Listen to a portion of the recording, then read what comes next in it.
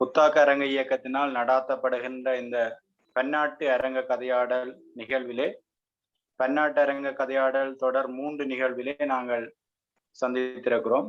இன்றைய இந்த நிகழ்வுக்கு வருகை தந்திருக்கின்ற அரங்க உறவுகள், அரங்க ஆய்வாளர்கள், அரங்கத்துறை சார்ந்த மாணவர்கள், அரங்க துறை சார்ந்து இயங்கிக் கொண்டிருக்கின்ற அரங்கவியலாளர்கள் மற்றும் ஆர்வலர்கள் அனைவரையும் நாங்கள் இந்த நிகழ்வுக்கு வரவேற்றுக் கொண்டு இன்றைய எங்களுடைய இன்றைய தினத்திலே உரையாற்றுவதற்காக உரையாற்றல் வெளியில் கலந்து கொள்வதற்காக எங்களுடைய அழைப்பை ஏற்று இங்கே வருகை தந்திருக்கின்றார் கிழக்கு பல்கலைக்கழகம் சுவாமி விபுலானந்தர் அழகியற் கற்கை நிறுவனத்தினுடைய சிரேஷ்ட விரிவுரையாளராக கடமையாற்றிக் கொண்டிருக்கின்ற மோகனதாசன் சார் அவர்கள் இன்றைய எங்களுடைய இந்த நிகழ்வுக்கு வருகை தந்திருக்கின்றார்.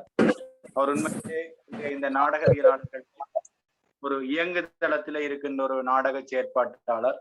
பல மாணவர்களை நாடகத்துறை சார்ந்து உருவாக்கி கொண்டிருக்கின்றார். அவர் ஒரு கவிஞனாக, கூத்து பாரம்பரிய கலை சார்ந்த ஒரு இசைஞனாக, பாரம்பரிய வாத்திய கருவிகளை இசைப்பதற்காக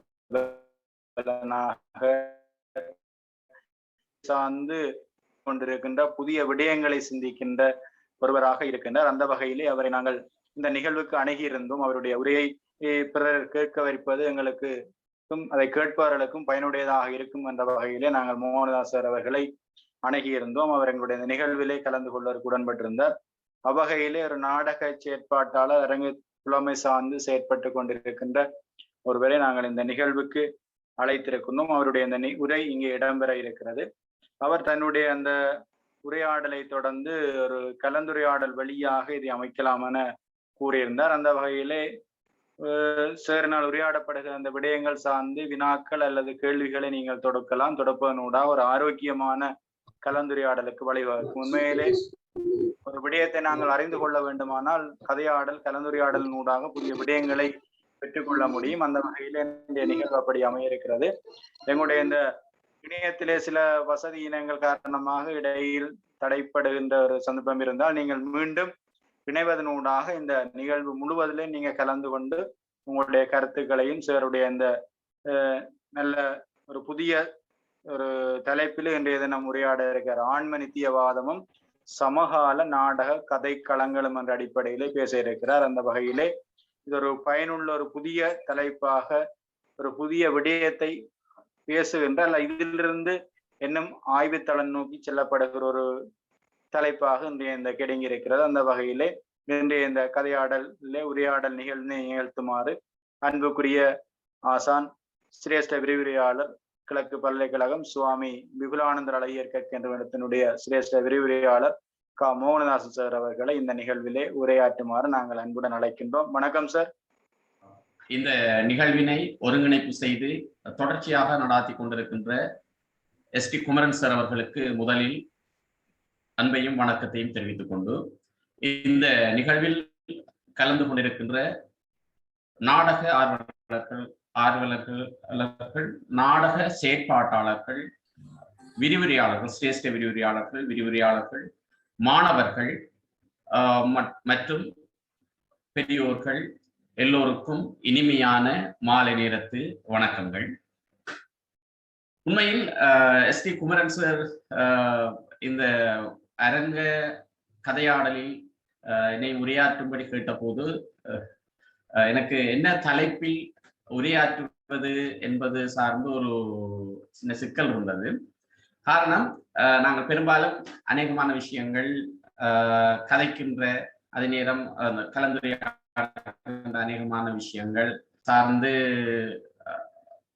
பேசாமல் நான் புதுசாக ஒரு விஷயத்தை கதைக்கலாமா என்று சிந்தித்ததின் அடிப்படையில் அவரிடமும் இது சம்பந்தமான சில உரையாடல்களை மேற்கொண்டதின் பிற்பாடு நான் இந்த தலைப்பினை தெரிவு செய்திருந்தேன். காரணம், இந்த தலைப்பிற்கு பின்னால் அண்மை காலத்தில் இடம்பெற்ற நிறைய சம்பவங்கள் எனக்கு இதுல பங்களிப்பு செய்திருந்தது. இப்படி ஒரு தலைப்பை தெரிவு செய்வதற்கும் இப்படி ஒரு கருத்தினை உரையாடுவதற்கும் இந்த நாடக வெளி, அரங்க வெளி மற்றும் இப்ப சமகால இந்த அரங்க சூழலில் இடம்பெற்று கொண்டு வருகின்ற உரையாடல்கள், சில செயற்பாட்டாளர்கள் மற்றும் அரைகுறையாக செயற்படுவோர் கூட தமது செயற்பாடுகளை முன்னிறுத்துவதற்காக சில கருத்தியல்களையும் அடிப்படையாக கொண்டு இந்த இந்த ஒரு உரையினை நான் இங்கு உரையினை நான் உருவாக்கி இருக்கின்றேன். உரையினை நான் சட்டமன்ற ஒரு குறிப்பிட்ட சில அடிப்படையில நான் இந்த உரையினை வடிவமைத்திருக்கின்றேன். இதுல நான் ஒரு கவிதை, ஒரு சம்பவம் போன்றவற்றை இந்த உரையில் பயன்படுத்தி இருக்கின்றேன். இதில் நான் பயன்படுத்தி இருக்கின்ற, இங்கே நான் உரைக்காக இட்டிருக்கின்ற தலைப்பு ஆன்ம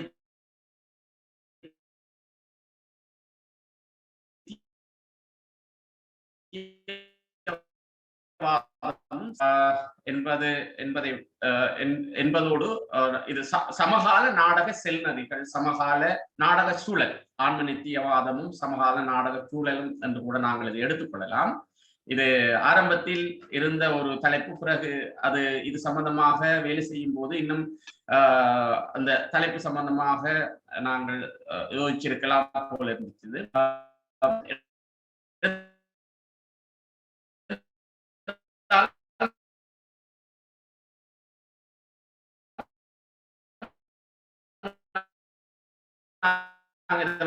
இன்று தங்களது கருத்துக்கள் சரியானதாக இருக்கும் என்று கருதுகின்றார். அவர்கள் எந்த சந்தேகத்திற்கும் ஆளாகவில்லை. தமது கருத்து சம்பந்தமாக, தமது செயற்பாடு சம்பந்தமாக எந்த ஒரு சந்தேகத்திற்கும் அவர்கள் ஆளாகவில்லை.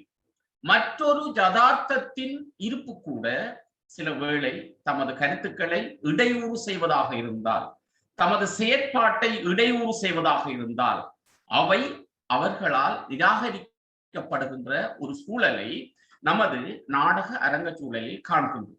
அவ்வாறு தமது கருத்துக்களுக்கு எதிர்கருத்து அல்லது தமது கருத்து சார்ந்த, நாடகம் சார்ந்த ஒரு யதார்த்த ரீதியான ஒரு கருத்தினை முன்வைக்கப்படும் போது அந்த முன்வைக்கின்ற நபர்களும் அவர்களுடைய கருத்துக்களும் மிகவும் விமர்சனத்துக்கு உள்ளாக்கப்படுகின்ற ஒரு சூழலை நாங்கள் பார்க்கின்றோம், நமது நாடக சூழலில் பார்க்கின்றோம். ஆகவே இத்தகைய ஒரு நிலையினை நாடக படைப்பாக்க வெளியில் காணப்படும் இத்தகைய நிலையானது நாங்கள் கேள்விக்குட்பட வேண்டிய, இந்த நிலைமை விமர்சனத்துக்கு உட்படுத்த வேண்டிய ஒரு மத்தியில் ஒரு சுய விழிப்புணர்வுக்கு கொண்டு வருமா வராதா என்கின்ற ஒரு விடயத்துக்கு அப்பால் புதிதாக சாதிக்க துடிக்கின்ற நாடக படைப்பாளர்களினதும் அவர்களது படைப்புகளினதும் அங்கீகாரத்தினை நோக்கிய உரையாடலுக்காகவும், நாடக கதையாடல்கள் சார்ந்த உரையாடலுக்காகவும் ஒரு விவாதத்தினை முன்னிறுத்தி இந்த உரையானது அமைகின்றது. எல்லாரும் இது சம்பந்தமான ஒரு விவாதத்தினை, தங்களது கருத்துக்களை, தங்களது கேள்விகளை, இந்த சூழல் குறித்த தங்களது பார்வையினை இந்த உரைக்கு பின் தாங்கள் தெரிவிக்கலாம், கருத்து தெரிவிக்கலாம். இது ஒரு முழுமையை நோக்கி, இந்த விடயத்தினை முழுமையை நோக்கி செல்வதற்கு அது உதவியாக இருக்கும் என்கின்ற இந்த ஆரம்பத்தோடு நான் மேலும் சில விஷயங்களை கதைக்கின்றேன்.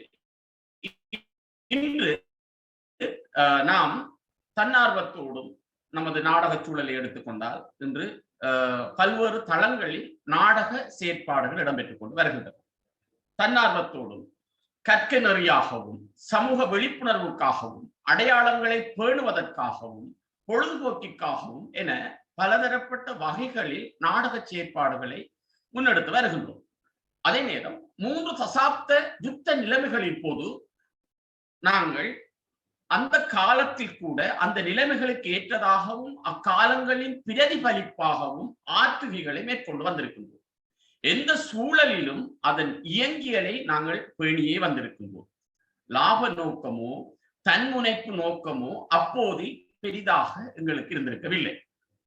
இங்கு நான் லாப நோக்கம் என்று நான் கருதுவது தனிப்பட்ட லாபங்களை நோக்காக கொண்ட நாடக செயற்பாட்டாளர்களை அன்றி நாடகத்தை ஒரு தொழில் ரீதியாக முன்னெடுக்கின்ற அந்த செயற்பாட்டு முன்னெடுப்பை அல்ல. ஆகவே இங்கு நான் லாப நோக்கு என்று கருதுவது தனிப்பட்ட லாப நோக்காக கொண்ட அந்த நபர்களின் செயற்பாடைத்தான் இங்கு நான் லாப நோக்கு என்று கருதுகின்றேன். ஆகவே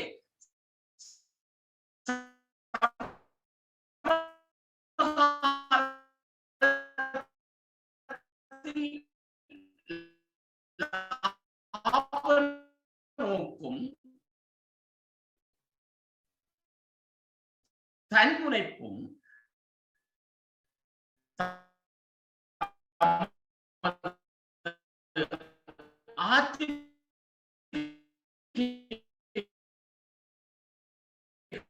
மிகையாக புகழ்வதற்கும் ஒரு சூழலும் இருக்கலாம், உரையாட முடியும்.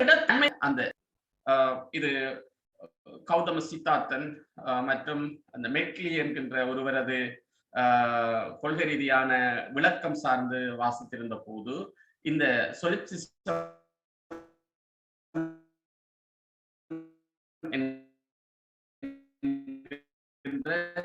இந்த ஒரு இலக்கிய கொள்கை அந்த தன்மை என்பது நமது நாடக சூழலில் மட்டுமல்லாமல் பல்வேறு சூழல்களில் சமகாலத்தில், அதுவும் உலகமயமாகி போன தன்னிலை மறந்து அல்லது தன்னை முன்னிலைப்படுத்துகின்ற இந்த ஒரு ஒரு சுயலாப நோக்கோடு செயற்படுகின்ற மாந்தர்கள் வாழ்கின்ற இந்த சூழலில அந்த சொலிப்சிசம் என்கின்ற அந்த சொற்பிரயோகமும் அதற்கு பின்னால் இருக்கின்ற அந்த தத்துவ விளக்கமும் என்னை ஆகர்ஷித்து இருந்தது. அந்த வகையில் தான் நான் இந்த விடயத்தினை நாம் இந்த சமகால நாடக சூழலுக்கு பொருத்தி பார்க்கலாமா என்கின்ற ஒரு எண்ணத்தோடு அது சம்பந்தமாக அண்மை காலத்தில் ஏற்பட்டிருந்த சில தாக்கங்களும் நாடக சூழலில் ஏற்பட்டிருந்த சில கதையாடல்களும் என்னை இவ்வாறு இந்த சொல்லை அதற்கு பொருத்தி பார்க்க தூண்டியிருந்தது. அந்த வகையில் இந்த சொலிப்சிசம் என்கின்ற தத்துவ சொல்லானது லத்தீன் சொல்லான சொலஸ் ஜப்ஸில் இருந்து வந்தது. அதாவது ஒற்றை அல்லது சுயம் என்ற கருத்துப்பட அச்சொல் அமைகின்றது. வேறு வார்த்தைகளில் கூறுவதானால் ஒரு சொலிப்சிஸ்ட் என்பது ஒரு கண்ணோட்டத்தை கொண்ட அல்லது சந்தேகமின்றி ஒரு யதார்த்தத்தை மட்டுமே ஏற்றுக்கொள்கின்ற தத்துவ பின்னணியை கொண்டவர் என்று பொருள் கொள்ள முடியும். அத்வைத வேதாந்தி சங்கரர் கூறும் ஏகம் சத் என்ற ஒருமை கொள்கை போல அவரது சொந்த உணர்வுக்கு வெளியே மற்ற எல்லாமே சந்தேகத்திற்கு இடமாகின்றன. அவர் மட்டும்தான் உண்மையாக இருக்கின்றார், மற்ற எல்லாமே சந்தேகத்துக்கு இடமாக இருக்கின்றன, அல்லது மற்ற எல்லாமே அவருக்குரியதாக படைக்கப்பட்டிருக்கின்றன என்கின்ற அந்த ஒரு தன்மை அத்தகைய நபரின் தத்துவ நிலைப்பாடு சந்தேகத்துக்கு இடமின்றி தனது சொந்த அகநிலை அனுபவத்தை மட்டுமே இங்கே வலியுறுத்துவதை நாம் காண முடியும். தனிப்பட்ட நனவால் செயலாக்கப்பட்ட தகவல்கள் கொண்டதாக நாங்கள் அந்த மனநிலையை பார்க்கின்றோம். உடல் உட்பட அதிலிருந்து சுயாதீனமாக இருக்கும் அனைத்தும் அகநிலை அனுபவத்தின் ஒரு பகுதி மட்டுமே என்கின்ற ஒரு விடயத்தினை இதற்கு பின்னால் இயங்குகின்ற அந்த தத்துவ விசாரத்தின் மூலம் எங்களால் அறியக்கூடியதாக இருக்கின்றது. டெஸ்கார்ட் நவீன கொள்கைகளின் அறிவியலின் தந்தையாக நாங்கள் கொள்ளக்கூடிய டெஸ்கார்ட் ஒரு தரம் யோசிக்கின்றார். தான் இந்த உலகத்தில் இருக்கின்றேனா இல்லையா என அவருக்கு ஒரு சிந்தனை உருவாகின்றது. அப்போதுதான் அவர் யோசிக்கின்றார், அவர் கூறுகின்றார், நான் சிந்திக்கின்றேன், ஆகவே நான் இங்கே இருக்கின்றேன், நான் சிந்திக்கின்றேன், ஆகவே நான் வாழ்கின்றேன் என்றார். ஆகவே அங்கே ஆரம்பிக்கின்ற நாங்கள் பார்க்கணும் அந்த என்லைட்மென்ட் பீரியட், அறிவொளி காலம் என்பது இவரது இந்த கூற்றினடியாக நாங்கள் பார்க்கின்றோம். அறிவொளி காலம் ஒரு வளர்ச்சி நிலையை நோக்கி செல்கின்றது. இதன் அடுத்த கட்டமாக நாங்கள் இமானுவேல் காண்டின் கொள்கைகளை பார்க்கின்றோம். இவை எல்லாம் சேர்ந்து ஒரு விதமான கருத்து முதல் வாதத்தின் வளர்ச்சியாக நாங்கள் பார்க்கின்றோம். ஆகவே இந்த நான் சிந்திக்கின்றேன், ஆகவே நான் வாழ்கின்றேன், நான் இருக்கின்றேன் என்கின்ற இந்த கூற்று தவறாக அர்த்தம் கொள்ளப்பட்டதா என்கின்ற கேள்வி கூட இங்கே எழுகின்றது. ஏனென்றால் இந்த சொலிசிஸ்டின் மனநிலை என்பது தான் இருப்பதை மட்டுமே தங்களால் உறுதிப்படுத்த முடியும். எனவே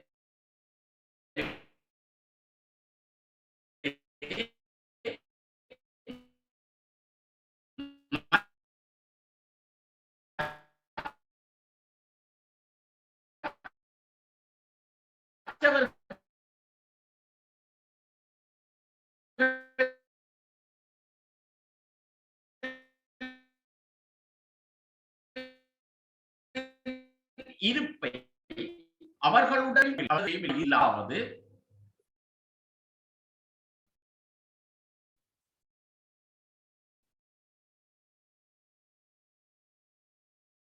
அதாவது நாங்கள் சுயநலம் சார்ந்த, மற்றவர்களை நிராகரிக்கின்ற அல்லது மற்றதெல்லாம் தங்களுக்கே உரியதாக கருதுகின்ற ஒரு நிலைமையாக நாங்கள் இந்த ஆன்ம மையவாதத்தினை, ஆன்ம நித்திய மையவாதத்தினை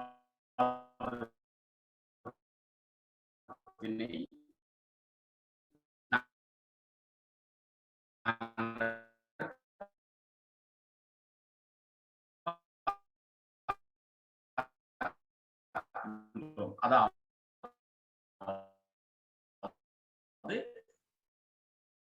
இந்த சொல்ப்சிசம் என்கின்ற அடுத்தது பொருள் முதல்வாதம், அதாவது மெட்டீரியலிசம்.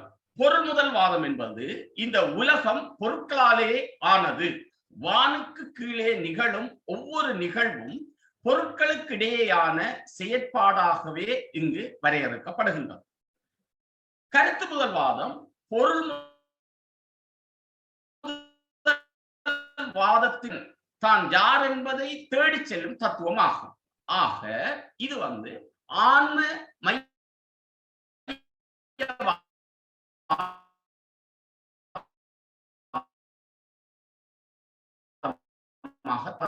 நிறுத்தும் போது தன் அதிகாரத்தினை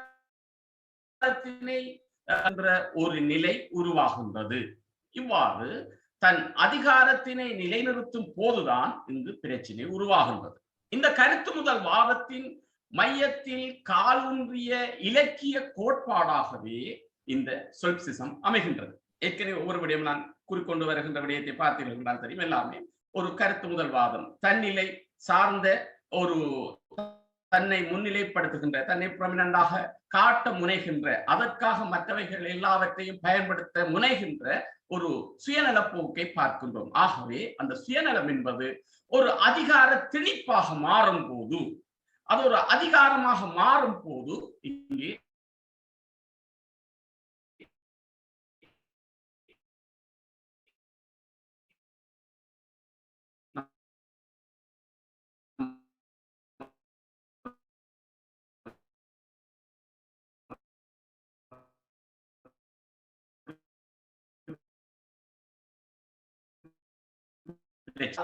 முதல் வாதம் பல்வேறு சித்தாந்தங்களில், பல்வேறு செயல் முனைப்புகளில், பல்வேறு செயற்பாடுகளில், பல்வேறு தத்துவங்களில் தாக்கம் செலுத்துவதை எங்களால் உணர முடிகின்றது.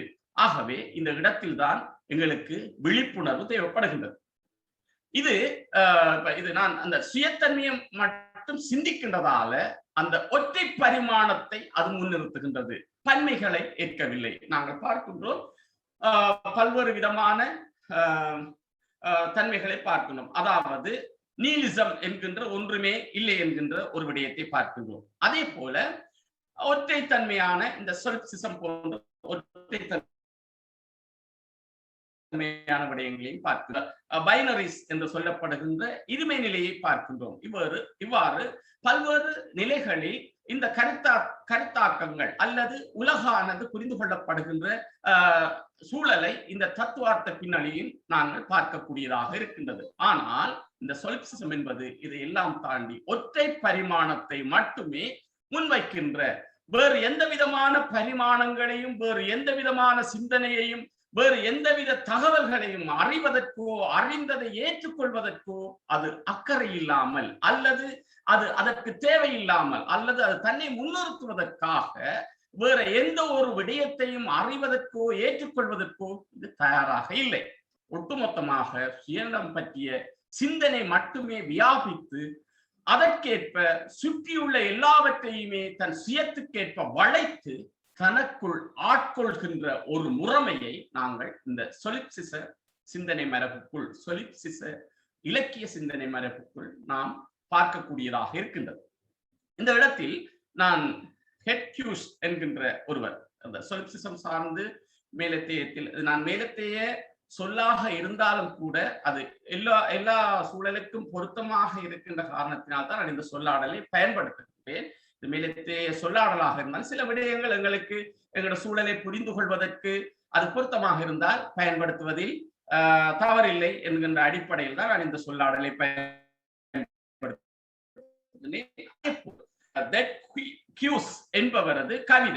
என்பவரது கவிதை மிக முக்கியமான சில விடயங்களை இந்த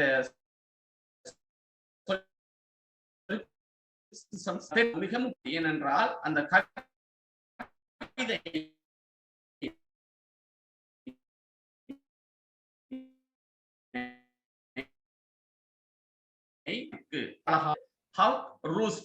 என்கின்ற அந்த கவிதை, கழுகின் வாழ்நிலை. I sit in the top of the wood, my eyes is closed.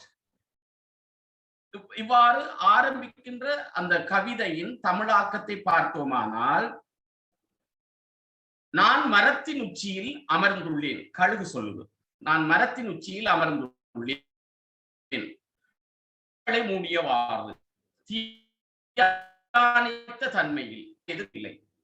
கொக்கியின் கூறிய அலகிலிருந்து கொக்கி விரல்கள் வரை மூளை ஒரு சரியான வேட்டையை ஈர்க்கிறது.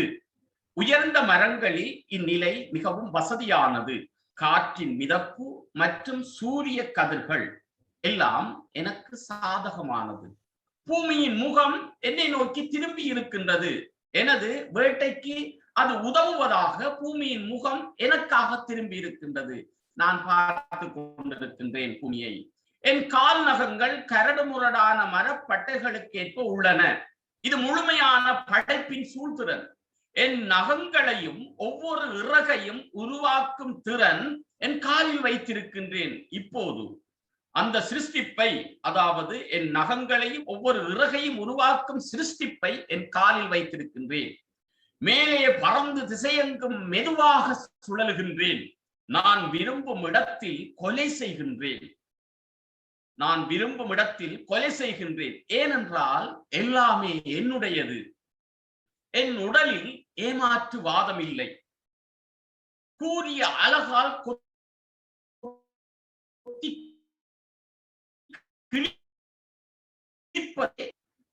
அதை ஒரே நேரடியானது. திண்மையான எலும்புகள் வழியாக எனது உரிமை நிலைக்கு எந்த வாதங்களும் அவசியமில்லை. திண்மையான எலும்புகள் வழியாக எனது உரிமை நிலைக்கு எந்த வாதங்களும் அவசியமில்லை. சூரியன் எனக்கு பின்னால் இருக்கிறது. சூரியன் எனக்கு பின்னால். நான் தோன்றியதிலிருந்து எதுவும் மாறவில்லை. The sun is behind me. Nothing has changed since I began. My eye has pivoted to change. I am going to keep think like this. என் கண் எந்த மாற்றத்தையும் அனுமதிக்கவில்லை. என் கண் எந்த மாற்றத்தையும் அனுமதிக்கவில்லை. எல்லாவற்றையும் தொடர்கின்றேன். இந்த கழுகின்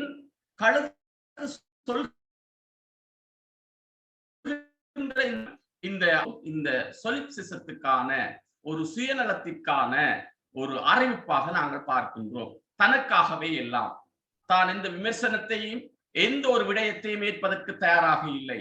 நான் கொள்வதற்கும் அல்லது எனக்குரியதாக எல்லாவற்றையும் எனக்குரியதாக எல்லாவற்றையும் மாற்றிக்கொள்வதற்குமே இவை எல்லாமே இருக்கின்றன என்பதான இந்த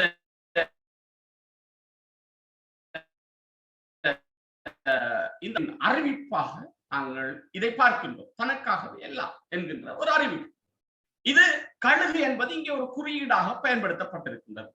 தான் மட்டுமே இந்த உலகில் முதன்மையானவன், வேறு எதை பற்றியும் அக்கறை இல்லை என்று தன் அக மன மையத்தை கழுகின் மூலம் முன்வைப்பதை காண முடிகின்றது. கொலை செய்யும் போது இன்பம் துய்க்கின்றது அந்த கழுகு. கொலை செய்வதன் ஊடாக இன்பம் துய்க்கின்றது. நம் மத்தியில் எத்தனையோ பேர் எத்தனையோ மனங்களை கொலை செய்கின்றார்கள், அதன் மூலம் இன்பம் துய்க்கின்றார்கள். சாடிசம், ஒரு விதமாக மற்றவர்களை கஷ்டப்படுத்தி காயப்படுத்தி அதன் மூலம் பெறுகின்ற இன்பம். இங்கே கழுகு கொலை செய்வதன் மூலம் இன்பம் துய்க்கின்றது. பூமியில் இருப்பவை அனைத்தின் மீதும் ஆதிக்கம் செலுத்துவதற்கான இயல்பான உரிமை அதற்கு இருப்பது போல் அமைகின்றது. முழுவதிலும் அது ஆதிக்கம் செலுத்துவதற்கான உரிமை இருப்பதாக தன்னை கொண்டாடுகின்றது அந்த கழுகு. மொத்தத்தில் தன்னை மகிழ்விப்பதில் தனது முழுமையான மகிழ்ச்சியை, தன்னை மகிழ்விப்பதில் அது மகிழ்ச்சி கொள்கிறது. மற்றாக்களை மகிழ்விப்பது அல்லது மற்றாக்களது மகிழ்ச்சி அல்லது மற்றாக்களுக்கு மகிழ்ச்சி கொடுக்க வேண்டாம், துன்பம் கொடுக்காம கூட போதும். ஆனால் இது தன்னை மகிழ்விப்பதற்காக மற்றவர்களை துன்பம் துய்க்க செய்து தான் மகிழ்ச்சியை அனுபவிக்கின்ற ஒரு சூழலை இந்த கவிதையில் பார்க்கின்றோம். இன்னும் நுட்பமாக நாங்கள் கவனித்தால் அழகு கண் கொண்டு பார்க்கும் ஒரு உலக பார்வையினையும் நமக்கு இது வழங்குகின்றது. கழுகின் பாசையிலேயே சொல்ல போனோம் என்றால் ஒரு கழுகு பார்வையை நமக்கு இந்த கழுகின் ஸ்டேட்மெண்ட் நமக்கு வழங்குவதை காண முடியும். சுயநலத்தோடு அலையும் ஒரு தனி மனிதனின் ஆழ்மன தோற்றத்தினையும் இது வழங்கி நிற்பதை காணலாம். இந்த இடத்தில் இன்னொரு சம்பவத்தினையும் நான் இங்கே கூற விளைகின்றேன். அதாவது ஒரு வேட்டை திருவிழா இது பார்க்கணும்னு சொன்னா, இந்த வேட்டை திருவிழா என்பது ஒரு கதை. அதாவது இந்த கதை இப்படித்தான், அந்த கதையின் தலைப்பு இதுதான், எப்படி சொல்வது முதல் காதலை என்கின்ற அந்த கதையில வந்து ஒரு வேட்டை திருவிழா வருது. அந்த வேட்டை திருவிழாவுக்கு கூடாக நாங்கள் பெரிய ஒரு அதிகார ஒரு மையத்தையும் பெரிய ஒரு வலி நிறைந்த ஒரு சூழலையும் நாங்கள் பார்க்கக்கூடியதாக இருக்கின்றது. அதாவது அந்த நிகழ்வுல பார்வையாளராக ஒரு தலித் இளைஞன் கலந்து கொள்றார். அவருடைய பார்வையில அவர் அந்த அந்த நிகழ்வுல கலந்து கொள்ளும் போது அவர் பார்வையாளராக சென்றாலும் அந்த நிகழ்வுல அவர் கலந்து கொள்கின்றார். கலந்து கொள்ளும் போது அவர் அனுபவிக்கின்ற அந்த வலி நிறைந்த ஒரு சூழல் அங்கே காட்டப்படுகின்றது. அதாவது அந்த இளைஞன் எல்லாமே செய்து கொடுக்கிறார். அந்த வேட்டை ஆடுவதற்கான எல்லா ஒழுங்குகளையும் அவர் செய்து கொடுக்கின்றார். அது வேட்டை ஆடுவது சம்பந்தமான நுட்பங்களை சொல்லிக் கொடுக்கின்றார். மற்றது அங்க இருக்கின்ற அந்த பலியிடுவதற்கான எல்லா ஒழுங்குகளும் செய்து கொடுக்கின்றார். அம்புக்குரிய எல்லா விடயங்களும் செய்து கொடுக்கின்றார். அப்படி எல்லாவற்றையும் செய்து கொடுக்கின்றார். ஆனால் அவருக்கு அங்கே வேட்டையாடுவதற்கு அனுமதி வழங்கப்படவில்லை. ஆகவே நாங்கள் அங்கு பார்க்கின்றோம், வேட்டையாட அவர் கலந்து கொள்ளக்கூடாது. மறு வந்து ஆடும் பூசாரியின் பச்சை ரத்தம் குடிக்கும் சடங்கு தன்மை கொண்ட அந்த அந்த சடங்கில் அந்த மறுவந்து ஆடும் பூசாரியின் ரத்தம் குடிக்கும் அந்த சடங்கு தன்மையாக ரத்தம் குடிக்கின்ற ஒரு நிலையாக அந்த அதிகாரம் படைத்த அந்த அந்த அந்த சமூகத்தின் ஒரு மனநிலையினை, அந்த சேடிச மனநிலையினை எங்களால் அந்த சடங்கை பார்க்கக்கூடியதாக இருக்கின்றது. ஆகவே இதன் இறுதியாக அங்கே பார்த்தால் அவர் அதில் கலந்து கொள்ள முடியாத ஒரு கையறு நிலையில அவர் யோசிக்கிறார். அங்க வந்து வேட்டையாடுறாங்க, முயல் வேட்டையாடுறாங்க. அப்ப முயல் வேட்டை ஆடும் போது அந்த முயல் வந்து அந்த வேட்டையில சிக்கிக்கொள்ளும். அப்ப அந்த கடைசியாக அவர் முடிக்கிறான்னு சொன்ன அந்த வேட்டையில சிக்கிக்கொள்ற அந்த முயலுக்கும் தனக்கும் சரியான ஒற்றுமை இருக்கின்றது, வேறுபாடு இல்லை என்பதை அந்த கையறு நிலையை அந்த ஒரு உவமைக்கூடாக அந்த இளைஞன் சொல்லுவார். இந்த வேட்டையில கலந்து கொள்ள கூடாது என்று அறிவுறுத்தப்பட்ட இன்னொரு சமூகம் இருக்கின்றது. அங்கே அவர்கள் இந்த பெண்கள் வேட்டையில் கலந்து கொள்ளும் போது அவர்களுக்கு பின்னாலிருந்து முழு உந்துதலையும் அவர்கள் கொடுத்து கொண்டிருக்கின்றார்கள். அவங்க வந்து இது அதுல கோரஸாக அவர்கள் தெரிவிக்கின்ற அந்த ஒவ்வொரு விஷயமும் அதை அவங்களை மோட்டிவேட் பண்றதுக்கான அந்த குறவையுடைய சாப்பாடுகள் எல்லாம் செய்து கொடுக்கிறது. இப்படி எல்லாம் செய்தும் அவர்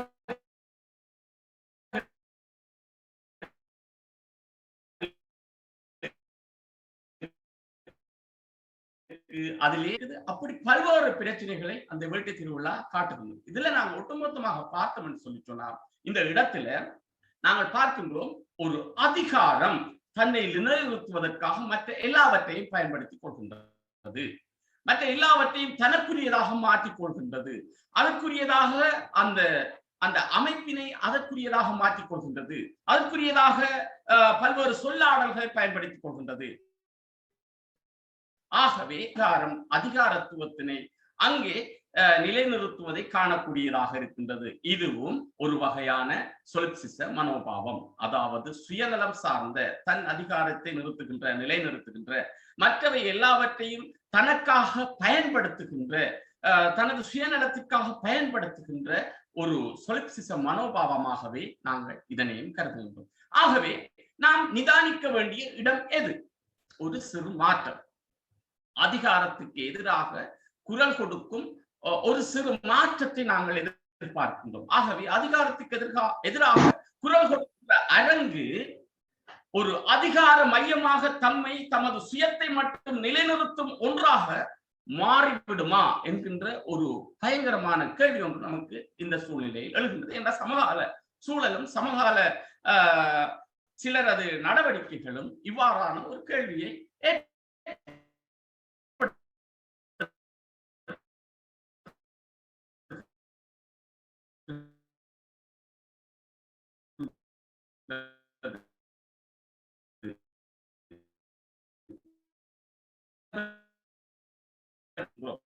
அல்லது அதிகாரம் நாங்கள் தீர்வது என்பதுதான் இங்கு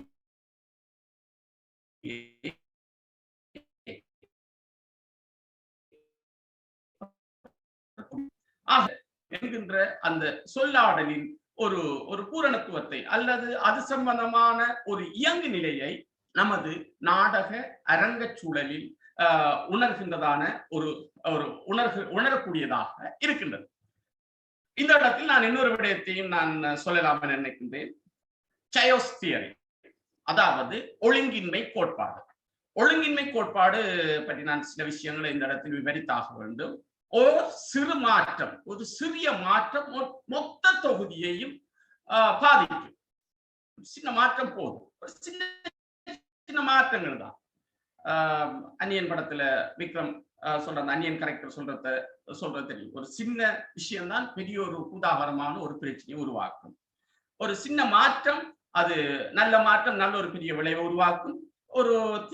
ஒரு மோசமான மாற்றம் மிக மோசமான ஒரு விளைவை உருவாக்கும். ஆகவே சிக்கலான வலையமைப்பை கொண்ட எந்த ஒரு தொகுதியிலும் ஒரு சிறிய மாற்றம், அதுதான் நாங்கள் ஒழுங்கின்மை என்று சொல்லி சொல்றோம். அதுதான் chaos theory-யினூடாக அது chaos theory-யினூடாக வெளிப்படுத்தப்படுகின்ற விடயங்களும் அதுவாகத்தான் இருக்கின்றது. அதாவது ஒரு சிக்கலான ஒழுங்கின்மையாக இருக்கின்ற அந்த ஒரு இடத்தில் நாங்கள் ஒரு சிறிய மாற்றத்தை ஏற்படுத்தும் போது அல்லது ஒரு சிறிய மாற்றம் ஏற்படும் போது காலப்போக்கில் அது பாரிய வேறுபாட்டை உண்டு பண்ணும், பாரிய ஒரு தாக்கத்தை ஏற்படுத்தும்.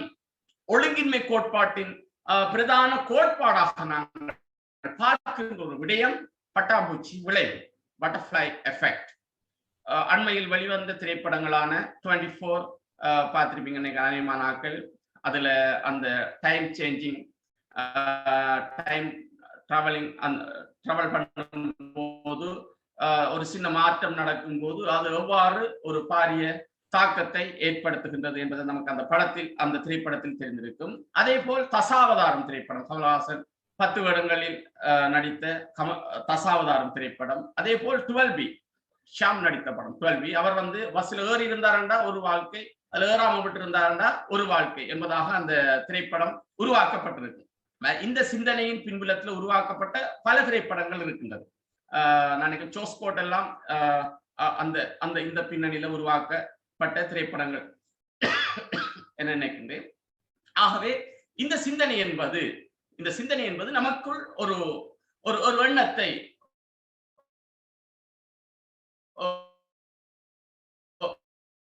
உருவாக்கு சாதகமான எல்லோருக்கும் தேவையான ஒரு சிறு மாற்றமாக இருக்கும் போது அது பெரிய ஒரு சாதகமான ஒரு சமூகத்துக்கு தேவையான மாற்றமாக மாறுவதற்கான ஒரு சூழல் உருவாகும். இதைத்தான் சொல்கிறார்கள் இந்த ஒழுங்கின்மை கோட்பாடு பட்டாம்பூச்சி விளைவில் சொல்கின்ற ஒரு உதாரணம் இருக்கின்றது. அதாவது பாரிஸ் நகரத்தில் ஒரு பட்டாம்பூச்சி தன்னுடைய சிறகுகளை படபடத்துக் கொள்வதன் விளைவாக, பாரிஸ் நகரத்தில் ஒரு பட்டாம்பூச்சி தனது சிறகடிப்பதன் விளைவாக அமெரிக்காவில் ஒரு ஹரிக்கேன் புயல் உருவாகக்கூடும், அமெரிக்காவில் ஒரு ஹரிக்கேன் சூறாவளி உருவாகக்கூடும் என்று குறிப்பிடப்படுகின்றது. அதாவது இங்கே நாங்கள் ஒரு விடயத்தை நாங்கள் குறிக்கொள்ள வேண்டும். எல்லா ஹரிக்கேன் புயல்களும் பின்புலத்தில் ஒரு பட்டாம்பூச்சி, எல்லா ஹரிக்கேன் புயல்களுக்கும் பின்புலத்தில் நாங்கள் நினைக்கக்கூடாது ஒரு பட்டாம்பூச்சி தான் இருக்குன்னு நினைக்கக்கூடாது. அது சிறகுகளை அடிப்பதால் தான் ஹரிக்கேன் சூறாவளி உருவாகுது என்று நாங்கள் நினைக்கக்கூடாது. அதே போல பட்டாம்பூச்சி சிறகடிச்சால் ஹரிக்கேன் சூறாவளி உருவாகும் என்று நினைக்கக்கூடாது. அது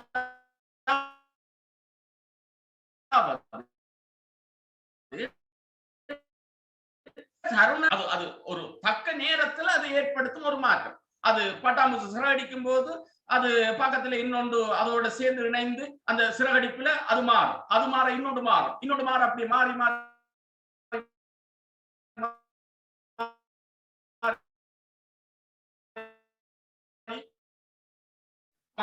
அந்த மாற்றம் இருக்க வேண்டும். ஆக இதைத்தான் நாங்க சொல்றோம் சொன்னா அது தக்க நேரத்துல சரியான நேரத்துல சரியான ஒரு இடத்துல அந்த ஏற்படுகின்ற ஒரு சிறிய மாற்றம் அது மொத்த விளைவையும் அது பாதிக்கக்கூடிய ஒரு சூழல் உருவாகும். அப்ப இந்த கணத்துல நாங்க யோசிக்கக்கூடிய இன்னொரு விஷயம் இருக்குது. இப்ப நாங்க அனுபவிச்சு கொண்டிருக்கிற இந்த கொரோனா, இந்த COVID-19 இது கூட ஒரு பட்டாம்பூச்சி விளைவுதான், ஒரு பட்டர்ஃப்ளை எஃபெக்ட் தான். இது எங்கேயோ இடம்பெற்ற ஒரு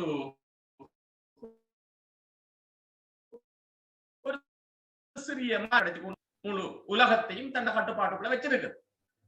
இப்ப நாங்க இதை கூட இந்த பட்டர்ஃப்ளை எஃபெக்டுக்கு ஒரு உதாரணமாக சொல்ல முடியும், பட்டாம்பூச்சி விளைவுக்கு ஒரு உதாரணமாக சொல்ல முடியும். ஆகவே அரங்கும் அது சார்ந்த கதை சொல்லலும் கூட, அரங்கும் அது சார்ந்த செயற்பாட்டு வடிவங்களும் கூட, செயற்பாட்டு முன்னெடுப்புகளும் கூட தக்க தருணத்தில் தெரிவிக்கும் ஒரு தீப்பொறியின் ஊடாக, ஒரு சின்ன மாற்றத்தின் ஊடாக நாங்கள் விளைவை, ஒரு சாதகமான ஒரு விளைவை எதிர்பார்க்க விரும்பும் ஒரு பெரிய மாற்றத்துக்கான நாங்கள் ஏற்படுத்த போகின்ற ஒரு சிறிய மாற்றத்துக்கூடாக நாங்கள் ஒரு பாரிய ஒரு நல்லதொரு சமூக அரங்க நாடக செயற்பாட்டு ஒரு மாற்றத்தை நாங்கள் உருவாக்க நினைக்கின்றோம். ஆகவே பட்டாம்பூச்சி விளைவு என்பது என்கின்ற நான் அதன் எதிர்மறை கருத்தில் இல்லாமல் அதன் நேர்கருத்தில், அதாவது பாசிட்டிவான ஒரு விடயத்தை நாங்கள், ஒரு தாக்கத்தை நாங்கள் நமது நாடக சூழலில் ஏற்படுத்தும் போது சிறிய மாற்றங்கள், சின்ன மாற்றங்கள், பெரிய மாற்றமாக யோசிக்க தேவையில்லை, சிறிய மாற்றங்கள் எல்லோரையும் இணைந்து வேலை செய்வதற்கான, எல்லோரும் சேர்ந்து வேலை செய்வதற்கான அந்த மனநிலையை எல்லோருக்கும் கொடுப்பதற்கான, அல்லது நீங்க செய்யறது அது நாடகம் அல்ல, நீங்க செய்யறது அது நாடகத்துக்கு பொருத்தமான, சிலர் அங்கீகாரத்துக்காக இயங்கிக் கொண்டிருக்கிறார்கள், அங்கீகாரத்துக்காக காத்து கிடக்கிறார்கள். ஆகவே அவர்கள் செய்கின்ற அவர்கள்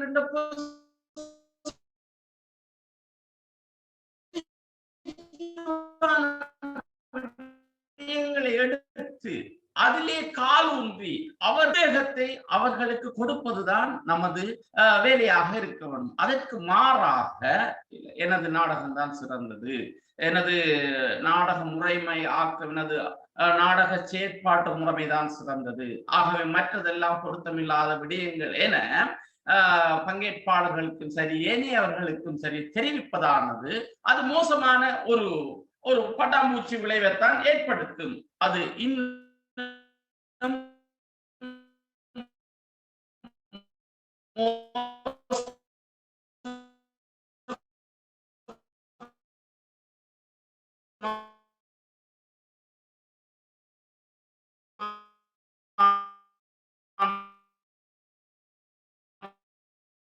நிலைமைக்கு கொண்டு செல்லக்கூடிய அந்த விடயத்தினை நாங்கள் பார்க்கக்கூடியதாக இருக்கின்றது. தன்னை முன்னிறுத்திய தனது மனதுக்கு சரி என்று படுகின்ற எல்லா விடயத்தையும் விமர்சனம் அற்ற நோக்கில் எல்லா விடயத்தினையும் அதிலே தெரிவிக்கின்ற ஒரு முறைமையையும் நாங்கள் நாடக கதையாடல்களிலும் நாங்கள் பார்க்கக்கூடியதாக இருக்கின்றது. இந்த இடத்தில் நான் இன்னொரு விடயத்தினை இந்த இடத்தில் கூறலாம். பின்னவெனத்துவ கதையாடல்களில் தெரிவிக்கின்ற பைனரிஸ், அதாவது இருமை நிலை, இருமை எதிர்வு என்கின்ற இது பற்றி கார்ல் மார்க்ஸ் இந்த பின்னவீனத்துவ கதையாடல்களில் இந்த பைனரிஸ் பற்றி குறிப்பிட்டிருந்தாலும் கார்ல் மார்க்ஸ் ஏற்கனவே இது சம்பந்தமாக முரண் என்கின்ற ஒரு சொற்பிரயோகத்தின் மூலம் இதனை கையாண்டிருக்கின்றார். அவர் கெகலின் உரிமையின் தத்துவத்தின் மீதான விமர்சனம் என்ற நூலில் 3 வகையான எதிர்வுகள், அவர் இத ஒப்போசிஷன்ஸ் என்கின்ற, அதாவது முரண் அல்லது எதிர்நிலை என்பதன் ஊடாக இந்த சொல்லாடலை பயன்படுத்துகின்றார். ஆனால் சமகாலத்தில் போஸ்ட் மாடர்ன் பின்னவீனத்துவ கதையாடல்களில் நாங்கள் பார்க்கின்றோம் இது பைனரிஸ், இருமை, நாங்கள் கணனியில் பயன்படுத்துகின்ற அந்த இலக்கங்களை நாங்கள் பைனரிஸ் என்று துவித எண்முறையை நாங்கள் பைனரிஸ் என்று சொல்லிக்கிறோம். துவிதம் என்பதே இருமைதான், 2 0 1 பயன்படுத்துகின்றோம். அதே போல் அந்த இங்கே முரண் ஒரு எதிர்நிலையை பார்க்கின்றோம். இந்த எதிர்நிலை என்கின்ற சொற்பிரயோகம் எவ்வாறு பயன்படுத்தப்படுகின்றது என்பதை இங்கே கார்ல் மார்க்ஸ் விளக்குகின்றார். அதாவது 3ஆக பிரிக்கின்றார் இந்த எதிர்நிலையை. முதலாவது பொதுவான சாரத்தை கொண்டுள்ள எதிர்வுகள், அதாவது சான்றாக 2 பொதுவாக இருக்கு, ஆனா எதிர்நிலை என்பதாக குறிப்பிடலாம், ஆனால் 2 பொதுவானதாக இருக்கு. உதாரணத்திற்கு வடதுருவம் தென் துருவம், ஆண் பெண். அப்ப இந்த இதை பார்த்தோம் என்று சொல்லி சொன்னா நாங்க ஒரு எதிர்நிலை போல இருக்கும், ஆனால் பொதுவான தன்மைகள் இருக்கு. அப்ப இத முதலாவது இருமையாக குறிப்பிடுகின்றார் கார்ல் மார்க்ஸ். அதே போல் இரண்டாவது வேறுபட்ட தன்மை கொண்ட எதிர்வுகளாக இருக்கு. உதாரணமாக துருவம் துருவமற்றது, மனித இனம் இல்லாதது. அதாவது இது நேரடியாக எதிர்நிலையில இருக்கின்ற ஒரு நிலைமையும் பார்க்கின்றோம். நேரடியாக அது முரணாக இருக்கின்ற ஒரு முறைமையை பார்க்கின்றோம். இது சாரத்தின் அடிப்படையில நாங்கள் பார்க்கின்றோம். அடிப்படையில இந்த தன்மை வேறுபாடு கொண்டதாக நாங்கள் பார்க்கின்றோம். இது 2க்கும் இடையில் ஏற்கனவே பார்த்தது போன்ற பொதுமை பண்புகள் இல்லாமல் இது இருக்கின்ற ஒரு முறைமையை பார்க்கின்றோம். ஆகவே இது 2ம் என்ன செய்யும்? ஒன்றை ஒன்று விளக்கும், ஒன்றை ஒன்று அது மோதும், ஒன்றில் ஒன்று மோதுகின்ற ஒரு தன்மையை இந்த இடத்தில் பார்க்கின்றோம். அது ஒன்று வாழ வேண்டும் என்று சொன்னா சில வேளை ஒன்று இன்னொன்றை அழிக்க வேண்டிய ஒரு சூழலும் இருக்கு. ஆகவே இந்த தன்மை 2வது நிலை. முதலாவது இருமை என்பது ஒரு பொதுமையானது, 2க்கும் பொதுமையானது. ஆனால் நாங்கள் அதை வேறுபடுத்துவதற்காக நாங்கள் அதை இருமை நிலைக்குள் அடக்குகின்றோம். 2வது ஒட்டுமொத்தமாக அது முரண் நிலையில் இருக்கின்ற ஒரு இருமையை பார்க்கின்றோம். 3வது எதிர்வுகள் ஏற்கனவே கூறிய அந்த 2 இருமைகளிலும் சேராமல், இருமைகள் போல் இல்லாமல், இது ஒன்றின் சாரத்துக்குள்ளே இன்னொன்று அடங்குகின்ற ஒரு முறைமையை பார்க்கும். அதாவது இந்த தனி மனித சமூகம் அல்லது தனி மனித பொதுநலன், தனி மனிதர் நலன் சார்ந்தது, பொதுநலன் சார்ந்தது என்று குறிப்பிடும் போது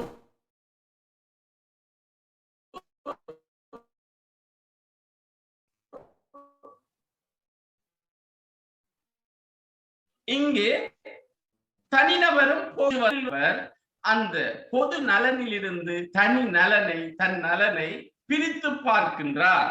தன் நலன் அங்கே பெரிதாக இருக்க வேண்டும், தன் நலனை தான் அங்கே முன்னிறுத்துவதை காண முடிகின்றது. இதனடியாக இந்த சுய நலன் சார்ந்த மனநிலையின் அடியாக ஒரு சமூகம் பிரச்சனைக்கு உள்ளாகின்ற ஒரு சூழலை பார்க்கின்றோம். ஆகவேதான் இந்த இருமை 3வதாக குறிப்பிடுகின்ற இந்த இருமை நிலையில் குறிப்பிடப்படுகின்ற அந்த தனிநபரின் நலன் என்பது அந்த ஒட்டுமொத்த சமூகத்தையும் அல்லது அந்த ஒட்டுமொத்த வடிவத்தையும் அழிக்கின்ற அல்லது அதை கேள்விக்குள்ளாக்கின்ற ஒரு சூழல் உருவாகின்றது. ஆகவே இந்த 3வது நிலை, இந்த தனிநபர் சார்ந்த நிலையையும் நாங்கள் இங்கே அந்த சொலிப்சிச மனோபாவத்தில், அதாவது இந்த ஆன்ம மைய நித்தியவாத மனோபாவத்தில் நாங்கள் பார்க்கக்கூடியதாக இருக்கின்ற தன்னை முன்னிறுத்துகின்ற ஒரு நிலை.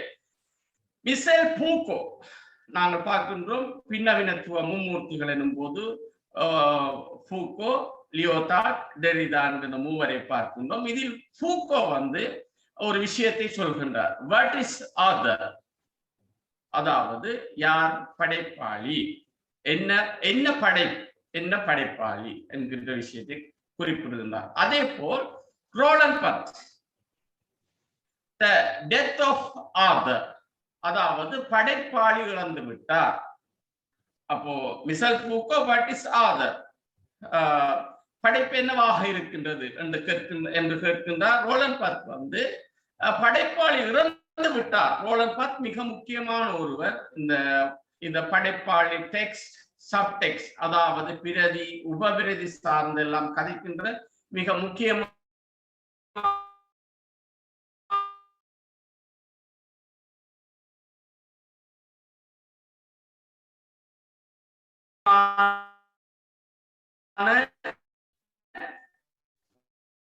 ஒரு ஒரு கொள்கை வகுப்பாளராக, பின்னவீனத்துவ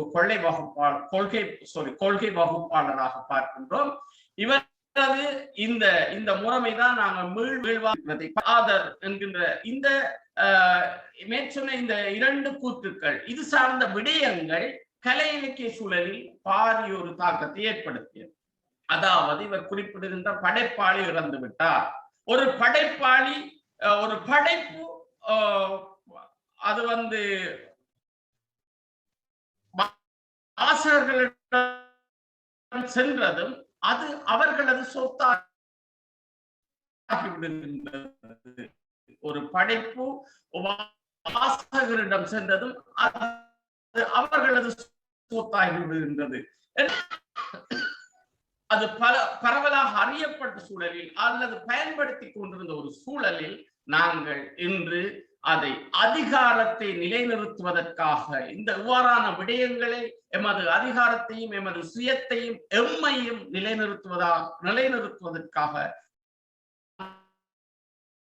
பாவத்தில் இருந்து நாங்கள் எல்லோருக்குமான இந்த அங்கீகாரத்தை எதிர்பார்த்து நிற்கின்ற அவர்களது அந்த மனநிலையை சீர்குலைக்காத வகையில் அவர்களுக்கும் ஒரு அங்கீகாரத்தை கொடுத்து, அல்லது ஏற்கனவே இருக்கின்ற கலைஞர்களது படைப்புகளை கூட ஒரு அங்கீகரிக்கின்ற அல்லது அதனை உந்து சக்தியாக அவர்களது மனநிலைக்கு ஒரு உந்து சக்தியை வழங்கக்கூடிய வார்த்தைகளை அல்லது அது பிரயோக கூறாமல் முக்கியமற்றதான தமது படைப்புகளை மட்டும் பெருமிதமாக கலைக்கின்ற மற்ற கருத்துக்களை நெறிப்பதும் முறையிலே ஒழுங்குபடுத்தி உரையாடியிருந்தார். இது ஒரு நீண்ட ஆய்வுக்குரிய ஒரு புலம். ஆனால் ஒரு குறுகிய நேரத்திலே அவர் ஒரு ஆய்வு சார்ந்த விடயத்தை நாங்கள் இன்னும் தேட வேண்டிய அடிப்படையில் அவருடைய உரை அமைந்திருக்கிறது. ஆன்ம நித்தியவாதம் என்றால் என்ன என்பதை அவர் அழகாக சொல்லியிருக்கிறார். அதை பல்வேறு கோட்பாடுடாக சொல்லியிருக்கிறார். அந்த வகையில் இது உரை ஒரு பயனுடைய உரையாக இருக்கும். நாங்கள்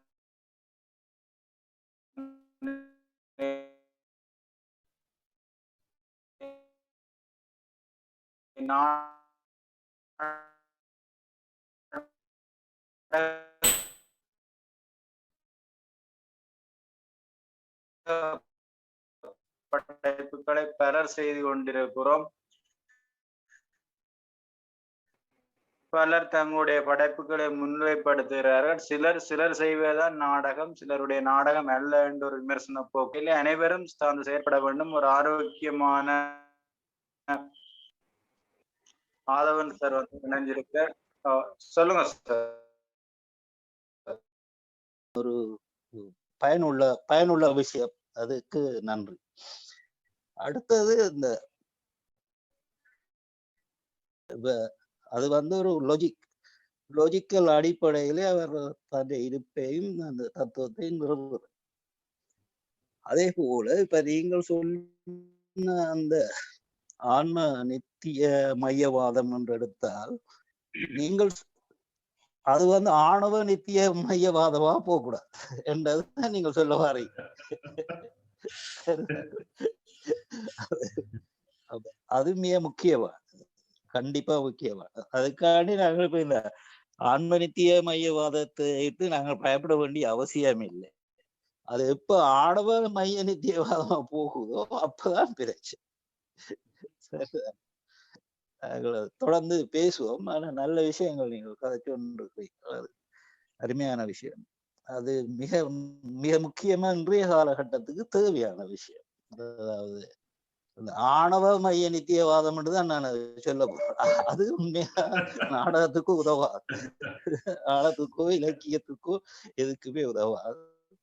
அடுத்தது விமர்சனத்துக்குமே அது உதவாது. அதை நீங்கள் நல்லபடியாக சொல்லி இருக்கிறீங்க. அதை இந்த பயனுள்ளவர்கள் மாணவர்களும் அதை உரிய வகையில அதை விளங்கி கொண்டுச்சினோம் என்று சொன்னா ஒரு பெரிய பங்களிப்பு தான் உங்களோட ஒரு டாப். தேங்க்யூ. நன்றி நன்றி ஐயா, நன்றி. தொடர்ச்சியாக புத்தாக்கரங்க இயக்கத்தின் கலந்துரையாடல்களை நான் தொடர்ச்சியாக இணைஞ்சு கொண்டு வரேன். என்னை பொறுத்தவரை இன்று நடந்த கலந்துரையாடல் முற்றிலும் ஒரு மாறுபட்டதாக, அதாவது அது ஆய்வுக்கான தேடலாக அல்லது சிந்தனையை தூண்டிவிட்ட ஒரு தேடலாகத்தான் நான் கருதுகின்றேன். ஏனென்றால் இவ்வளவு நாளும் நாடகாலுமே தங்களது அனுபவ பகிர்வுகள், தங்களது பயிற்சிகள் மற்றும் ஒவ்வொரு நாடகங்களின் பிறப்பு, அதன் வளர்வு பற்றி நிறைய கலந்துரையாடல் சொன்னார்கள். ஆனால் இன்றைய தினம் இது உண்மையை சொல்ல வேண்டும்னா நான் இதை முன்ன கருத்துக்களை அறிந்ததில்லை. இன்று உங்களது கருத்துக்கள் மூலமாக அறிந்து கொண்டது நான் பெரும் மகிழ்ச்சி அடைகின்றேன். உங்களது ஒவ்வொரு கலந்துரையாடல்களிலும் நான் அநேகமாக பங்கு கொள்வது வழக்கம். அதாவது விபுலானந்தா அகாடமி மூலமாக நடத்துகின்ற கரியர் கைடன்ஸ்லும் ஒரு முறை நீங்கள் விஷுவல் பற்றி நீங்கள் ஒரு வகுப்பு நடந்தது, போன மாசம் 7ஆம் தேதி அந்த இதுல நடந்தது. அப்போது நான் அதுல கலந்து கொண்டிருந்தேன். நான் உங்களது ஒவ்வொரு கலந்துரையாடலும் ஒவ்வொரு மாணவர்களுக்கு, அம்மை போன்ற ஒவ்வொரு மாணவர்களுக்கும் தேடலுக்கான ஒரு விதையாக அமைவதுன்றது என்னோட கருத்து. இப்படியான பல கலந்துரையாடல் செய்யணும், எங்களை போல இருக்கிற நிறைய பிள்ளைகளை நீங்க வளர்த்து விடணும் என்று நான் விரும்புறேன் சார். Thank you sir. அது மட்டும் இல்லாம புத்தாக்கரங்க இயக்கத்துக்கு நன்றி, இந்த வாய்ப்பை எங்களுக்கு வழங்கினதுக்கு. Thank you sir. நன்றி. வாழ்த்துக்கள் சார். மோகன்தாசன் சாருக்கு வாழ்த்துக்கள். எஸ்டி குமரன் சாருக்கும் அருள்குமார் சாருக்கும் வாழ்த்துக்களும் நன்றியும். தொடர்ந்து புத்தாக்க அரங்க இயக்கம் சார்பாக நிகழ்ச்சி தொடர்ந்து பண்ணிட்டு இருக்கிறீங்க, ரொம்ப மகிழ்ச்சியா இருக்குது. எங்களை போன்ற ஆய்வு மாணவர்கள் தமிழ்நாட்டிலிருந்து இது போன்ற ஒரு இணைய வழி கதையாடல்கள் கேட்பதற்கும் மகிழ்ச்சியாக இருக்கிறது. தொடர்ந்து இந்த புத்தக அரங்க இயக்கம் சார்பாக நிகழ்ச்சி தொடர்ந்து நீங்க வழங்கி கொண்டே இருந்தால் எங்க தமிழ்நாட்டில இருந்து நாங்க இதை பார்த்து இன்னும் மகிழ்ச்சி அடைவோம். தமிழ்நாட்டில இருந்து என்னென்ன கதையாடல்கள் இருக்கிறது அப்படி என்று நிறைய விஷயங்கள் இருக்கிறது.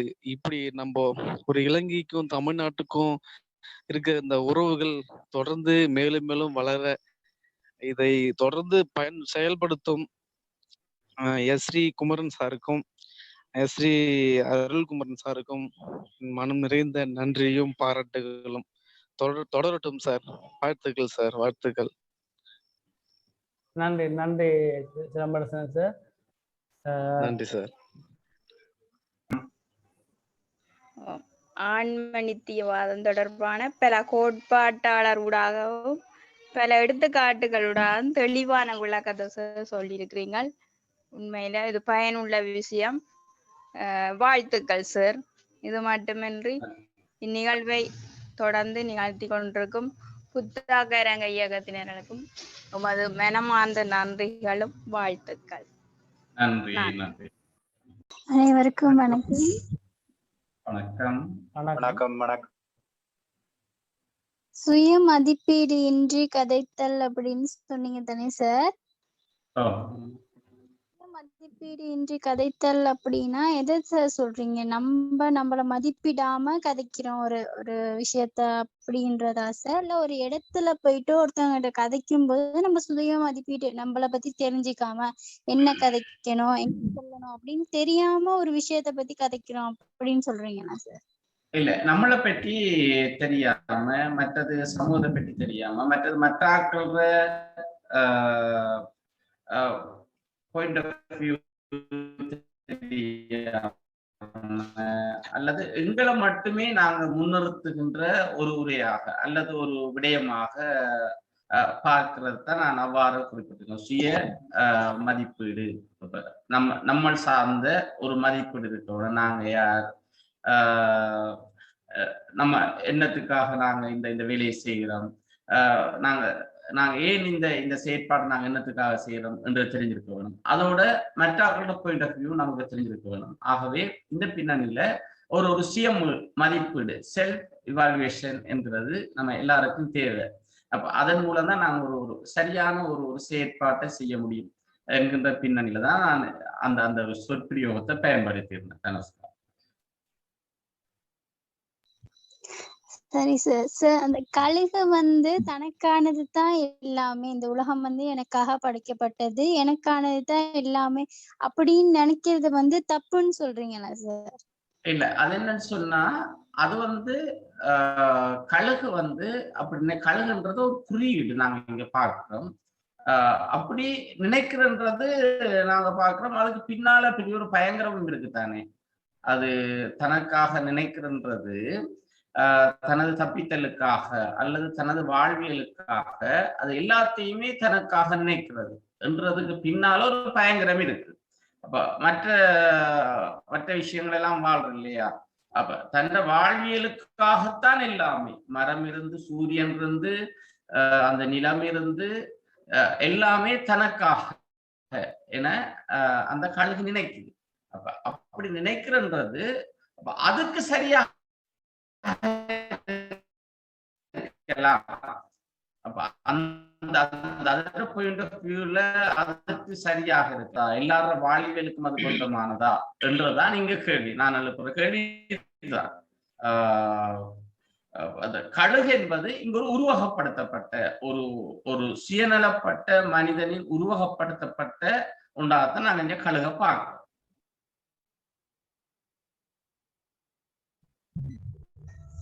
சரி சார். சார் இப்ப நம்ம ஒரு டிராமா ஒண்ணு நடிக்க போறோம் அப்படின்னா நல்லா அதை பத்தி அனுபவம் உள்ளவங்க, அதை பத்தி தெரிஞ்சவங்க, எக்ஸ்பர்ட் ஆனவங்க எல்லாம் நிறைய பேர் இருப்பாங்க. ஒண்ணுமே தெரியாத ஒரு கேர்ள் ஒருத்தாங்க, யாரோ ஒருத்தாங்க போய் நடிக்கும் போது சார் எல்லாரும் இருக்காங்க, அப்ப இவங்க இருக்கும்போது நல்லா நடிக்கணும் அப்படின்னு யோசிச்சுக்கிட்டு நடிக்கிறது நல்லதா சார்? யாருமே இல்ல, இவங்க எல்லாம் எனக்கானது அப்படின்னு நினைச்சுக்கிட்டு நடிக்கும் போது தானே சார் உண்மையான ஒரு இது வரும் சார். அந்த கழுகும் அதே மாதிரி நினைச்சிட்டு இல்ல அது வந்து வேற. அது நாங்க அது வேறையா பார்க்கிறோம். நாங்க நாடகத்துல ஸ்டேஜ்ல இருக்கக்குள்ள இருக்கிற மனநிலை வேறு, அதே நேரம் நாடக சூழலை நாங்க புரிந்து கொள்ற மனநிலை வேறு. நான் ஸ்டேஜ்ல இருக்கக்குள்ள அது நமக்குத்தான், நாங்க ஸ்டேஜ்ல இருக்கக்குள்ள நாங்க பெரிய ஆட்கள். ஸ்டேஜ்ல இருக்கக்குள்ள அது ஸ்டேஜ்ல இருக்கிற மென்டாலிட்டியும், அதே நேரம் நாங்க வெளியில ஒரு நாடக சூழலை நாங்க எவ்வாறு புரிஞ்சு கொள்றோம், நாடக கலைஞர்கள் எவ்வாறு புரிஞ்சு கொள்றோம், ஒரு நாடக செயற்பாட்டை மற்ற நாடக செயற்பாட்டை எவ்வாறு புரிஞ்சு கொள்றோம், அவங்களுக்கான அங்கீகாரத்தங்களால் கொடுக்க முடிகிறதா என்பது சம்பந்தமான ஒரு பின்னணியில தான் நான் இதை சொல்றேனே தவிர, மற்றபடி நாங்க ஸ்டேஜ்ல நின்றா நாங்க தான் பெரிய ஆட்கள். ஸ்டேஜ்ல நின்றா அது எல்லாமே நம்மளோட கட்டுப்பாட்டுக்குள்ளதான் இருக்கு. ஆனா இப்பத்திய சில நாடகக்குள்ளையும் நாங்க பார்க்க வேண்டி இருக்குது. ஆனா பொதுவாக நாங்க அப்படி நினைக்கும் போதுதான் நாங்க ஒரு நல்ல ஒரு நடிப்பை, ஒரு காத்திரமான ஒரு வெளிப்பாட்டை எங்களால வெளிப்படுத்த முடியும். அது ஒரு நாடக ஸ்டேஜில் இருக்கிற நிலவர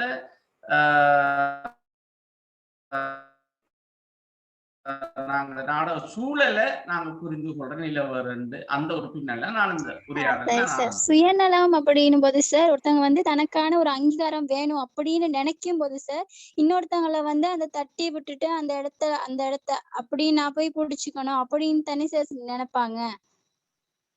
ஒரு முன்னுக்கு ஒரு இடத்துக்கு போகணும் அப்படின்றது எக்ஸாமா இருந்தாலும் சரி, இருந்தாலும் சரி தானே சார்.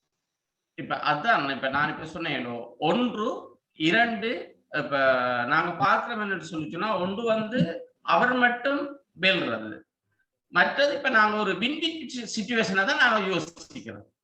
இப்ப கிட்ட நடந்த ஒலிம்பிக் நிகழ்வுல பார்த்தோம்னா தெரியும், ஒரு வீரர் வந்து அந்த உயரம் பாய்தல் போட்டியில வந்து உயரம் பாய்ஞ்சு கொண்டு இருக்கிறாங்க. 2 பேருக்கும் வந்து கடைசி சந்தர்ப்பம் 2 பேருமே சமனாக இருக்கிறாங்க.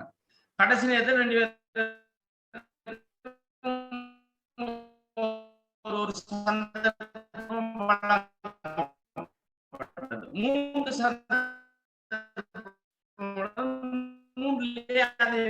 சரிசமனாக இருக்கிறாங்க. கடைசி சந்தர்ப்பத்தில் ஒரு ஆளுக்கு கால காயம் ஏற்படுது. அப்ப கேட்கிறார், மத்தியஸ்தர் போய் கேட்கிறார், இப்ப நான் இதுல கலந்து கொள்ளாம நான் விட்டா இப்ப 2 பேருக்கு நீங்க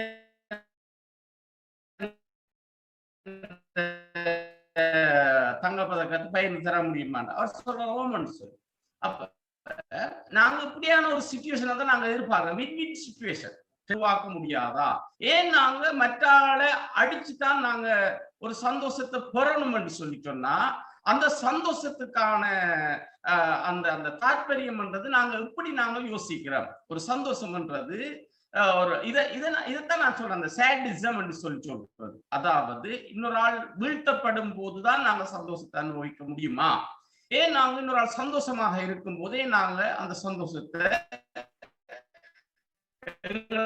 அனுபவிக்கிறதுக்கான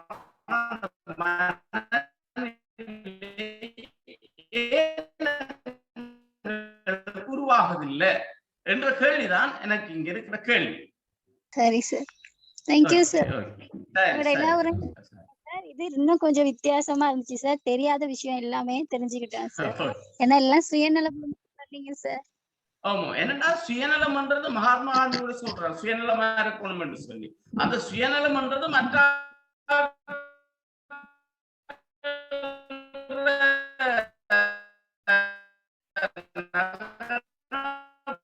பாதிக்காத வரைக்கும் அந்த சுயநலம் நான் ஒவ்வொரு விஷயமும் எனக்காக செய்யறது என்ன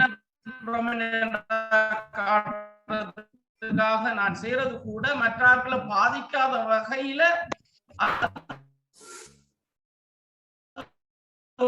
ஆனா மற்றாக்களை பாதிக்கும் போது புரிஞ்சு வேற, சுயநலம்ன்றது வேற. அது வந்து ஈகோயிசத்துக்குள்ள போகுது. ஈகோயிசம் கேள்விப்பட்டிருக்கீங்க, ஆணவம், செல்ஃபிஷ்னஸ், அது வேற. செல்ஃப் அனலைஸ் பண்றது வந்து சுய மதிப்பீடு, அது வேற. நாங்கள் சொற்களுக்குள்ள குழம்புறதால வாசிக்கிறோம். உண்மையில சார், இந்த ஆன்ம நித்தியவாதம் என்ற அந்த தொனிப்பொருள்ல நீங்க செய்த அந்த ஸ்பீச் வந்து மேல மிக நாடகம் சார்ந்தவர்கள் என்று மட்டுமில்ல ஏனையவர்களுக்கும் பொருந்தக்கூடிய விதத்துல உங்களோட உரை இருந்துச்சு. மேல சார் பாராட்டக்கூடிய விஷயம் என்னன்னா, குறிக்கப்பட்ட நேரத்துல நீங்க நிறைய விஷயத்த சார் சொல்லி இருக்கிறீங்க. அதாவது வந்து அந்த ஆற்று நீர் போற போதுல நல்ல வேகமாகவும் நல்ல விளக்கமாகவும் உங்களோட கருத்துக்களை சொல்லியிருந்தீங்க சார். உண்மையில எங்களுக்கு பயனுடையதாக இருந்துச்சு. அது காத்திரமான பண்புடைய அந்த உரையாக உங்களோட உரை காணப்படுது சார். இந்த உரைய உங்களுக்கு மிக மனப்பூர்வமான நன்றிகளும் வாழ்த்துக்களும். சகோதரர்கள் அருள்குமரன், குமரன் ஆகியோருக்கும் இந்நேரத்திலே பாராட்டுக்களையும் வாழ்த்துக்களையும் நன்றிகளையும் கூறிக்கொள்கிறேன். நன்றி, வணக்கம் சார். நன்றி நன்றி நன்றி நன்றி சார். பிலாசபி எல்லாம் இருக்குது. இருப்புவாதம், பின்னவீனத்துவம், இதெல்லாம் நாங்கள் தமிழ் படுத்துறதுல நிறைய சிக்கல்கள் வருது. அதே வந்து எங்களை பிள்ளையான வழிநடத்தலுக்கு கொண்டு போகும். அது கவனமா இருக்கும். அதுதான் பிரச்சனை, மொழி சிக்கல். உண்மையிலேயே இன்றைய நிகழ்வு வந்து ஒரு மிகவும் ஒரு பயனுள்ள நிகழ்வாக நாங்கள் பார்க்கிறோம். காரணம் என்னவென்றால், நாடக கோட்பாடுகளை ஒரு செயல்முறை சார்ந்த வகையில் அல்லது ஒரு நடைமுறை சார்ந்த வகையிலே பார்க்கப்பட வேண்டும் என்பதுதான் அடிப்படையான விடயம். அந்த அடிப்படையிலே இந்த அவருடைய பேசுபொருளுக்காக எடுத்துக்கொண்ட தலைப்பு கூட வித்தியாசமானதாக இருந்தது. ஆன்ம நித்தியவாதம் என்கிற போது அந்த ஒரு ஆன்மீகம் சார்ந்த தலமாகவோ என்று கூட சிலர் யோசிக்கலாம். ஆனால் அந்த தலைப்பினை அடிப்படையாக வைத்து கொண்டு இந்த சமகால நாடக போக்கிலே இருக்கின்ற குறைபாடுகள் அல்லது நாடக போக்கு தொடர்பான விளக்கங்களை ஒரு கோட்பாட்டியல் ரீதியாக மிக அருமையாக 40 நிமிடங்களுக்குள்ளே மிக தெளிவாகவும் பகிர்ந்திருந்தார் மோகனதாசன் சார் அவர்கள். அவர்களுக்கு எமது புத்தாக்க அரங்க இயக்கத்தினுடைய சார்பிலே நன்றிகளையும் வாழ்த்துக்களையும் மகிழ்ச்சியையும் தெரிவித்துக் கொள்கின்றோம். இவ்வாறான உரையாடல்கள் ஒரு ஆரோக்கியமான ஒரு கலந்துரையாடல் வெளியே உருவாக்குவதும் ஒரு ஆரோக்கியமான ஒரு அரங்க பண்பாட்டை உருவாக்குவதற்கும் வழி சுமக்கும். சார் சொன்னதை போன்று அந்த எல்லோரும் இணைந்து பயணிக்குதல் என்பது மிக முக்கியமானது. இந்த பட்டாம்பூச்சியினுடைய கோட்பாடை மிக அருமையாக விளங்கப்படுத்தியிருந்தார். நல்ல விடயம் ஒரு நல்ல தாக்கத்தை ஏற்படுத்தும், மோசமான விளைவு மோசமான தாக்கத்தை ஏற்படுத்தும். நாங்கள் நல்ல செயல் சார்ந்த வகையில சிந்திப்போம், நல்ல செயல் சார்ந்த வகையிலான ஒரு மாற்றத்தை கொண்டு வருவோம். அதற்கு இவ்வாறான உரையாடல்களை தொடர்ந்தும் பயணிப்போம் என்கிற விடயத்தை இந்த இடத்திலே பதிவு செய்து கொண்டு வகையில் அந்த உரையை நிகழ்த்திய உங்களுக்கு நாங்கள் மீண்டும் மீண்டும் எங்களுடைய இந்த புத்தாக்காரங்க இயக்கத்தினுடைய இந்த கதையாடல் குழுமத்தின் சார்பிலே நன்றியை கூறிக்கொண்டு மீண்டும் ஒரு நல்ல பொழுதிலே நல்ல ஒரு கதையாடல் பொழுதிலே மீண்டும் சந்திப்போம் என்று கூறி இன்றைய இந்த நிகழ்வை நிறைவு செய்து கொண்டு விடைபெறுகிறோம். நன்றி. நன்றி சார். அருள்குமரன் சாருக்கும் எஸ்பி குமரன் சாருக்கும் எங்கள் வருகின்ற எல்லா ஆர்வலர்களுக்கு நாடக செயற்பாட்டாளர்கள் எல்லோருக்கும் மிகுந்த நன்றியையும் மகிழ்ச்சியையும் தெரிவித்துக் கொள்கிறேன்.